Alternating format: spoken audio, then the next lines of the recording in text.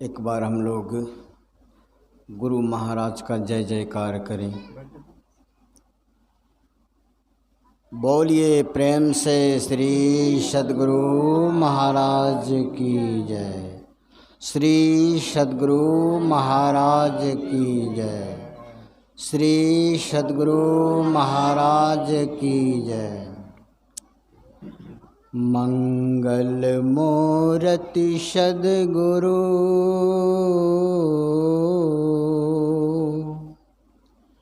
मिलवे सर्वाधार।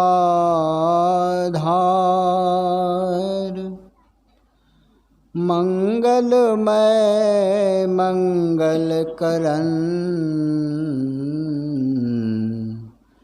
विनवारंबार।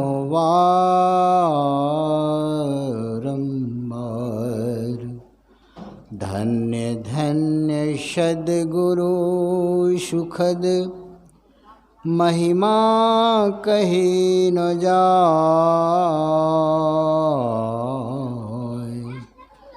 जो कुछ कहूँ गुरु तुमरी कृपा,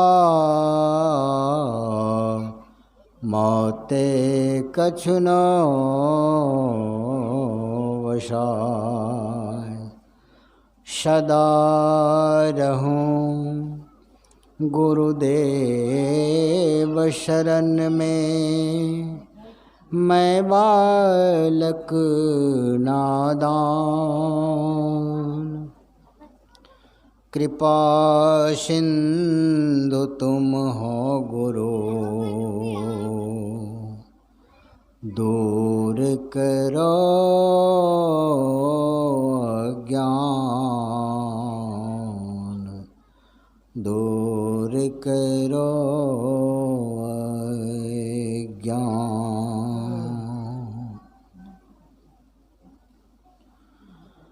ब्रह्मलीन पूजपाद संत सद्गुरु महाराज जी के जुगल चरणों में कोटि नमन। उपस्थित सत्संग प्रेमी महानुभाव, माता एवं भक्तिमती बहनों तथा नन्हे मुन्ने बच्चों, सभी को मेरा सादर वंदगी। बहुत सौभाग्य की बात है कि अभी हम लोग संत मत के साप्ताहिक सत्संग का सुख प्राप्त कर रहे हैं और सावन का आज चौथा सोमवारी भी बतलाया गया है। इतवार है लेकिन सावन का सोमवारी कल होगा। बहुत अभी हम लोग रामचरितमानस का पाठ श्रवण किए। तत्पश्चात महर्षि मेही पदावली से गुरु महाराज के वाणी का पाठ किया गया। हम लोगों को मानव शरीर दिया है सुनने के लिए, समझने के लिए और ज्ञान प्राप्त करने के लिए। अगर ये मानव शरीर में हम लोग नहीं सुधरे और नहीं समझे तो अभी हम लोगों ने पाठ में यही दो लोगों के बारे में सुने कि एक सुख देने वाले होते हैं और दूसरा वह होते हैं जो कि दुख देते हैं। तो सुख देने वाले को सुख प्राप्त होता है, अमृत को प्राप्त होता है, स्वर्ग को प्राप्त होता है, और दुख देने वाले को दुर्जय शत्रु का संहार के रूप में उसको प्राप्त होता है।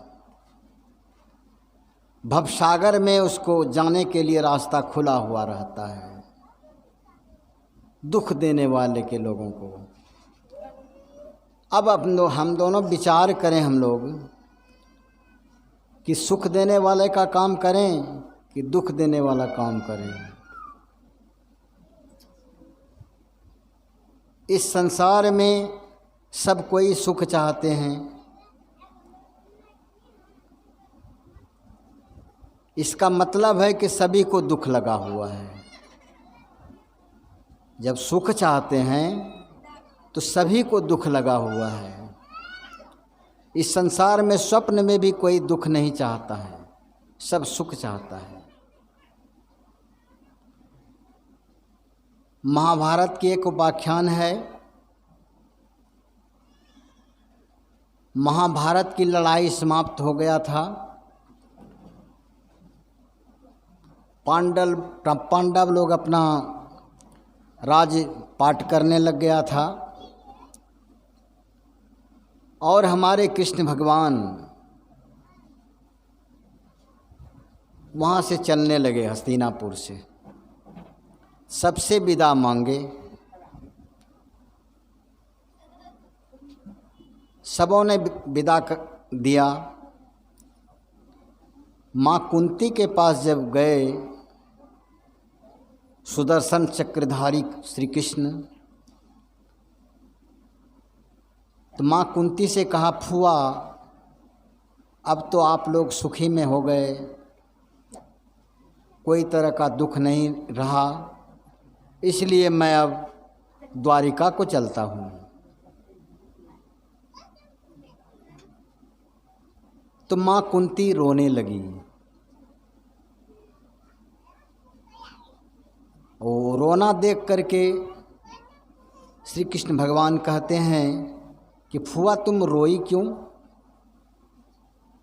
रोई?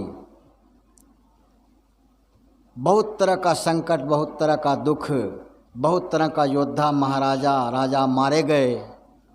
उस टाइम में तूने अपने आँखों से आंसू नहीं गिराई। अभी मैं जाने के क्रम में तुम क्यों रोई? क्या तुमको तकलीफ हुआ? क्या चाहिए तुमको, ये बताइए। तो बोला, कृष्ण अगर मुझे देना है तो दुख दीजिए। का फुआ दुख तो स्वप्न में भी कोई नहीं मांगते हैं, न खोजते हैं, उससे दूर भागते हैं। कितना कितना संकट आया, दुख का पहाड़ टूट गया, और आज अभी फिर भी आप दुख मांग रही हो। का कृष्ण इसलिए मैं दुख मांग रही हूँ कि जब तक मेरे पास दुख रहा तो आप मेरे साथ रहे, और आज थोड़ा सा दुख सुख मिला है तो आप मुझे छोड़ करके द्वारिका जा रहे हैं। इसलिए मैं चाहती हूँ कि दुख मेरे साथ रहे और श्री कृष्ण भगवान मेरे साथ रहे, इसलिए मैं दुख चाहती हूँ।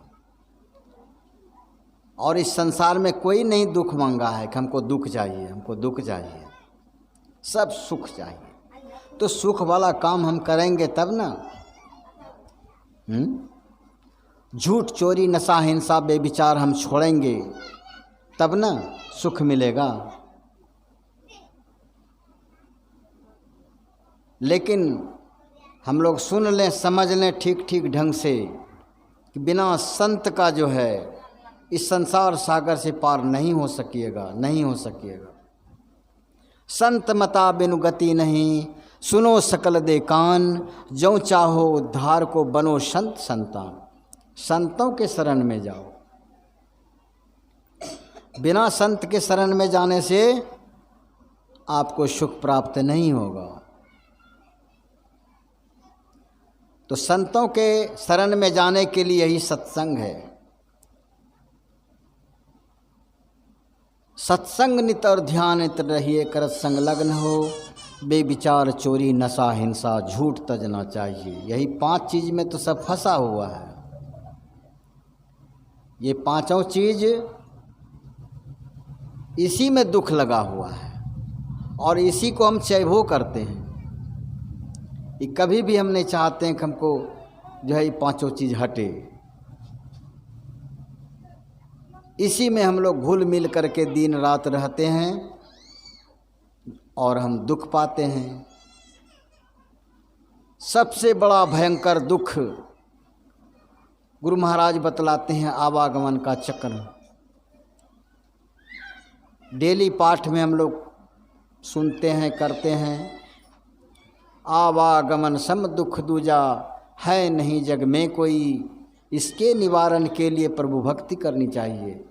इससे बड़ा दुख है ही नहीं दुनिया में। आवागमन का चक्र, आते हैं और जाते हैं, आते हैं और जाते हैं, लेकिन ये पता नहीं है किस जोनी में जाते हैं, और फिर वहाँ से जो आते हैं तो फिर उस जोनी का याद नहीं रहता कि किस जोनी में हम थे। लेकिन संत महात्मा लोग बतलाते हैं, जो अपने शरीर को, अपने मन को इस शरीर से जो बचा लिया, मन को स्थिर कर लिया, वही लोग जो है जानते हैं कि हम अगले जन्म में क्या थे। ऐसे उपाख्यान में बहुत तरह का बात आया है। भीष्म पितामह भी अगले जन्म का बात जानते थे, उस जन्म में क्या थे फिर नहीं थे, सब जानते थे। तो ऐसा काम करेंगे, सत्संग भजन ध्यान साधना करेंगे, गुरु के शरण में जाएंगे। बिना गुरु का ज्ञान नहीं होता है। गुरु तो बहुत तरह का है, शिक्षा गुरु है, माता पिता भी गुरु है, लेकिन उसमें भी एक अध्यात्म गुरु होता है जो कि उस परम प्रभु परमात्मा का रास्ता बताते हैं, ध्यान करने के लिए बताते हैं, योग करने के लिए बताते हैं। उसी में उस परम प्रभु परमात्मा का साक्षात्कार होता है, तब सुख मिलता है। यही थोड़ा सा मैंने कहा। अब हमारे महान जी महाराज कहेंगे। बोलिए प्रेम से श्री सद्गुरु महाराज की जय।